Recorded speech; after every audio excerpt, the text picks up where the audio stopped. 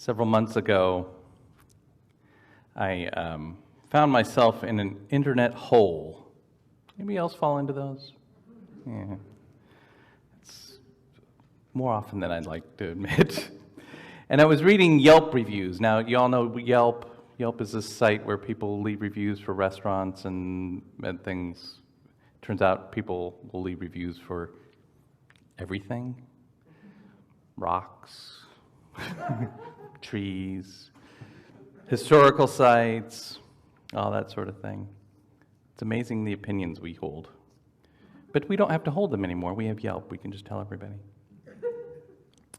Anyway, I was in the hole on Yelp reading reviews of all things, the Metro Rail transit system in Washington, D.C. Lots of opinions, by the way. And I ran across this post that had actually been posted many years ago, around 2012 or 13 or so. And this gentleman was asking about the safety of riding on the metro. He and his wife, it turns out, were planning to spend a couple of weeks in D.C. and visit another number of historic locations. But he was concerned for their safety transiting between them on the metro rail, noting specifically, he noted that he would not be permitted to carry his sidearm on the metro or in D.C. in general. I don't know if that rule still stands. I know it still stands on the metro, but I'm not sure that still stands in D.C. But we generally, don't want guns on trains. So the gentleman, conceded he was coming up from the South where weapons were, concealed carry was a common thing, and he often clearly carried it. But I kind of appreciated his question. He wanted to know from the district residents who rode the metro frequently, how did they possibly navigate the perils of mass transit in a city without carrying a weapon with them? He couldn't picture that. And I kind of love the responses from the residents because they were almost unanimous and very clear. They made it very clear they would be far more frightened from an armed tourist on their trains than they were of anything else dangerous occurring during their ride. Yes, they did concede. There are, pickpockets that might target a tourist that wasn't paying attention. And once in a while, they run into kind of an intimidating group of noisy, swarming young kids, and you kind of want to be wary of them. But they noted that violent attacks were very rare. One writer noted that after riding metro trains for nearly every day for more than a decade, they had only witnessed a single frightening incident, an assault on a waiting passenger. And most of their advice for our fearful traveler was simply to be cognizant of their surroundings. Don't bury yourself in your phone. Don't look like an obvious target. Unassuaged by this advice, the original poster questioned those experienced responses and posted a news article he had found about a really horrible assault on a metro platform that had happened about 5 years prior to this. And that was all the proof he needed to confirm his fear.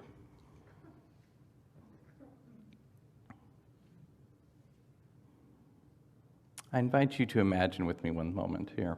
I want you to envision maybe a retired couple, right? Perhaps they've recently retired from successful careers that allowed them to save just enough money for a comfortable, not extravagant, but a comfortable third half of their lives together. They decide to move to, say, Florida, or maybe it's the Carolinas, doesn't really matter. Anyway, somewhere new, more temperate, to live out their days in a well-earned respite. Exploring their options, they note that the areas in which they'd like to live, and more importantly, that they can comfortably afford, are decent, but not terribly well off. There's a lot of poverty in various parts of our country, right? And they read about challenges in a community, crime and drugs, and it worries them. Why move into those locations, right? But they find a way to make it work. They fell in love with a particular community near the beach, near golf courses, tennis, that sort of thing. And so they find a way to make it work that gains them the benefit of their retirement dreams and simultaneously sort of eases their worries about moving. So they buy a home in one of these walled-in, gated communities, right? One of those with a staffed gatehouse, not the little just kind of fake, there's a gatehouse there but nobody's there, right? But an actual staffed gatehouse. Round-the-clock security patrols through the neighborhood. I envision them on the little golf carts. And behind the protection of the gates and the walls, they settle into a pleasant lifestyle. They like to go shopping together. They spend the morning at the beach, maybe a round of golf or tennis in the afternoon. But then they start to hear stories, right? A woman is assaulted on the beach. A couple was carjacked in the parking lot of the grocery store. They read about an increase in crime and drug use in the community outside of their walls, and COVID continues to disrupt everything, and the news is pretty darn scary, so they make some adjustments. Groceries now get delivered. In fact, most everything else they need, they just order online and have it delivered, so they don't have to go out shopping. They stop going to the beach, the golf course, or out to dinner. They take comfort in the walls surrounding their house and the security patrol that drives by almost every hour. Save for seeing a few friends in the neighborhood, they rarely leave their home.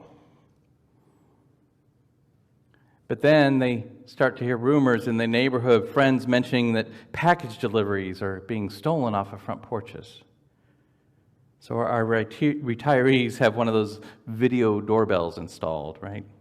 And a screen in the kitchen that's constantly tuned to what's happening in their front door.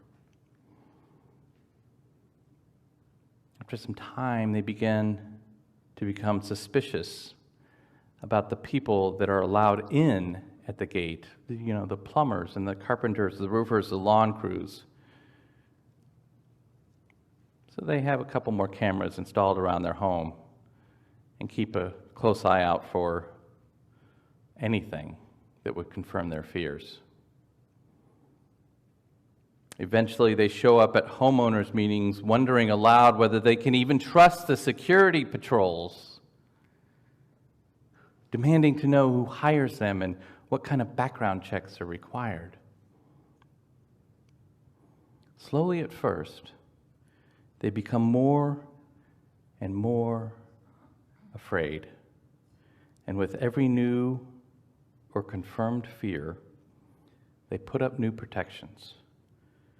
And despite the gates and walls and cameras and security, their fears are never assuaged. But what does happen is their trust in others evaporates. They become isolated and unable to cope with this unpredictable and ever-changing world. Now, perhaps you resonate with one of those two stories in some way, either our tourist or our retirees. The world often occurs for us as a dangerous place, and you don't have to look too hard to confirm your fears. Or perhaps you hear these stories and scoff at these kind of folks, people who've become so paranoid that they either withdraw from life or else cannot feel safe without carrying weapons, not realizing that they have now become the danger. Either way, friends, I don't believe I've ever met or known anyone who hasn't been or isn't perhaps now gripped by fear. gripped by that feeling in the pit of my stomach that something just isn't right and that I am in danger, gripped by that little amygdala in the back of your brain offering you only two options: fight, like our metro tourist, or flight, like our retirees. I've been thinking a lot about fear recently. It's kind of hard not to, right? I read the news every day. Pick your preference. Crime? Yeah, it's pretty scary. Impending climate disasters? Well, yeah, it's right in front of us. Economic pressures? Check. Political insecurity? Mm-hmm. Pandemic, of course.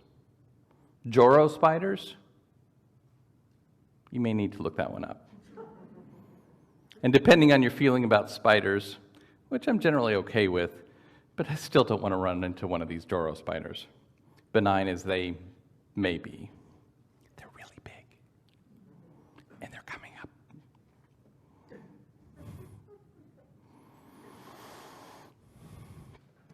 Anyway, I read once that the phrase, "fear not," or "be not afraid," or some version of those words show up in the Bible some 365 times.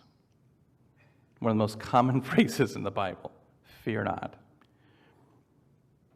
I wouldn't get too hung up on the 365. I know we're going to make an attachment to that. But anyway, I haven't bothered to count. But it seems on par for the Bible. But I have to say, it's kind of a ridiculous exhortation. Fear not. As if fear, that emotion, was something you can control. Something we can just not feel. I think in the history of people being told, fear not, exactly 0 people have stopped fearing. As if by just saying the phrase, fear not, doesn't just heighten our sense of fear. Maybe we weren't afraid, but now we are. Particularly if what is happening in front of us is incredibly unfamiliar and, well, frightening. And I'm thinking here of the scene in Bethlehem, in the fields, the night Jesus is born, and the shepherds are out there, it's dark, and the sheep are all asleep, and they're just hanging out there, and all of a sudden the sky lights up with the heavenly host of angels, and they say, "Fear not." I'm sorry. Fear's pretty much going to be the first thing I got to, right? And it doesn't get much better than that. I don't know. Anyway, that's... So then I was thinking, what's the opposite of fear, right? We like to think, particularly in the West, we tend to think in these binaries, and that it can be useful. Hold them lightly, but it can be useful. So I'm thinking, okay, what's the opposite of fear? And for much of my life, and probably for many of you, I presumed the opposite of fear was courage, right? But today, I'm not so sure that that's it. I don't think courage is necessarily the opposite of fear. I haven't exactly settled on what I think the opposite of fear is, but I think it has not so much to do with courage, but more to do with awareness and curiosity and openness. So let's do this. I invite you to think of a time when you were afraid. Probably won't take you too long. Probably come up with one, at least. Maybe it was just you were driving in an unfamiliar place and it was dark out and you didn't know where you were. Or maybe you were waiting for that doctor's diagnosis. Or maybe it was simply hearing an unfamiliar noise in the house. Right? Anyway, remember how that feels? For me, the sensation of fear starts in my belly, and then it kind of radiates out from there, right? Gets to my fingers and my body, and then it's actually my consciousness. It's like my brain is the last to realize that we're free. My body feels it first. And my consciousness is usually the last part of me to sense fear. And when it finally realizes that the sensations of fears that my body is experiencing, the change in my breathing, the speed of my heart, the tingling in my hands and feet, my whole body is on high alert. And only then does my conscious mind notice that something's up. And I think this is an important thing to understand about our fear. It's a kind of signal. I don't even think it's really an emotion, the way I think about emotion. I think it's a signal. A signal that is trying to tell us that whatever is happening around us is unfamiliar, and it's outside the bounds of the patterns that we know best. And I don't think fear is really about fight or flight. Those are two options. And maybe they're appropriate. But I don't think that's what fear is really trying to do. I think it's a signal. It's about waking us up, making us awake and aware and attentive to what is happening around us because it's new, it's different, something's wrong, something's off. Fear is the signal, the siren, the alarm, the flashing light that demands that we wake up from our already, always automatic, subconscious ways of being in the world. Because that's how most of our days are spent. We have sort of our automatic patterns. We know our homes. We know our communities. I can drive from my home to Costco and forget what happened in between, right? I know the route. I know where the stop signs are, right?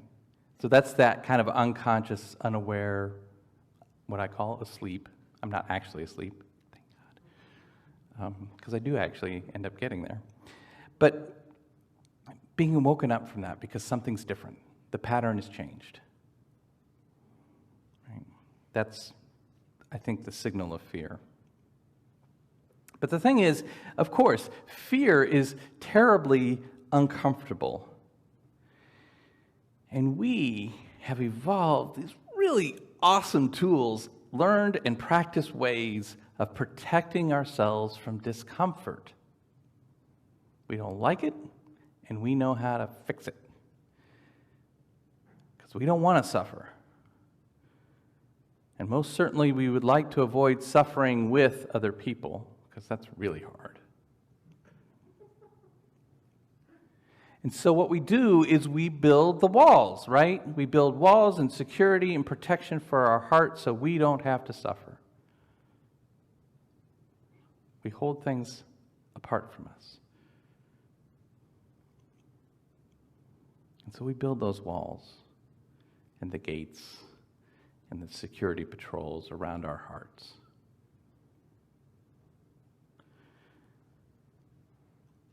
I'm not talking, of course, about physical walls, and gates, and security. Those are merely the manifestations, I think, of the walls that we have already built around our hearts, that we build around our love.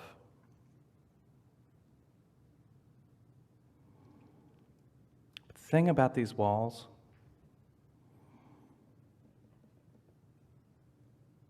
they're pretty good at keeping suffering out.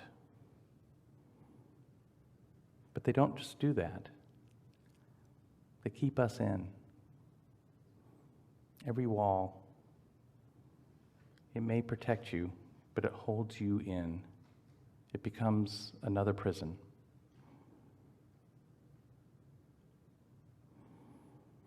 We become kind of like the retirees in our story, isolated, lonely, yearning for connection, but so ensconced that we forget that we are part of a deeply interconnected universe. We end up being kept in, kept away. And we lose our capacity for wonder and curiosity and openness.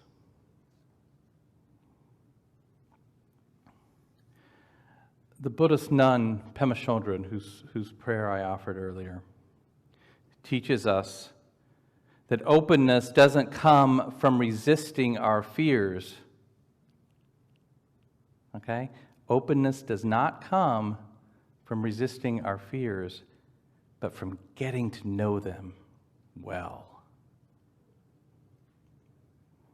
And this is our invitation today, and maybe our challenge for today, to open ourselves to our fear.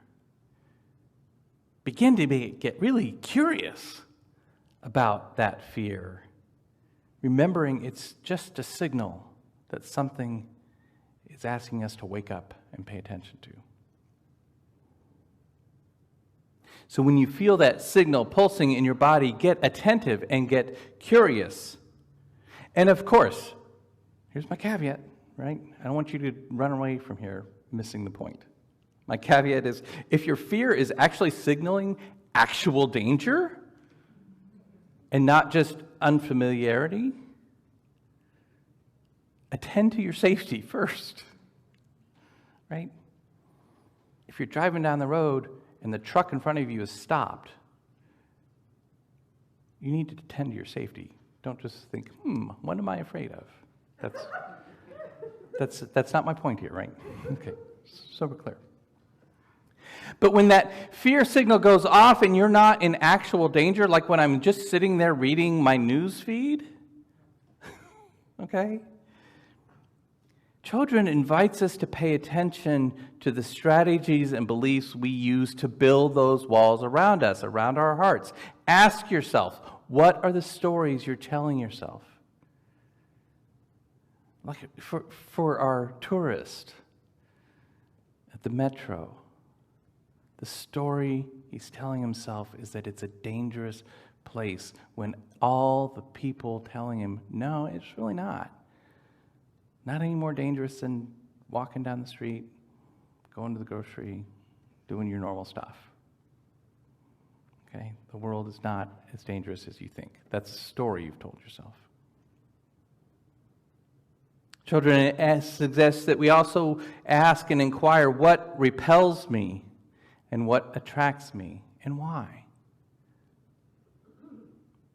Get rigorous.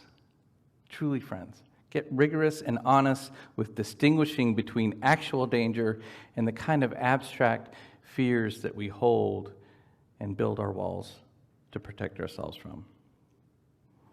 Observe yourself, and perhaps in your observation, you'll start to create little cracks in those walls around your heart.